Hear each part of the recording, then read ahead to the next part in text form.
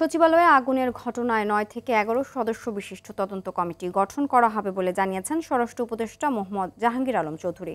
সকালে সচিবালয় পরিদর্শনে এসে এসব কথা জানান তিনি।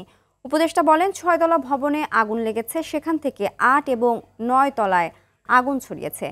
কি পরিমাণ ক্ষতি হয়েছে তা এখনো জানা যায়নি। অগ্নিকাণ্ডের ঘটনা কোনো নাশকতা কিনা সাংবাদিকদের এমন প্রশ্নে তিনি বলেন, তদন্ত কমিটি গঠনের পর বিস্তারিত জানা যাবে।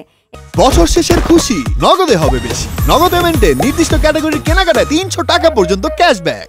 এ ঘটনায় একজন ফায়ার সার্ভিস কর্মী নিহতের ঘটনায় তার বিদেহী আত্মার মাগফিরাত কামনা করেন তিনি।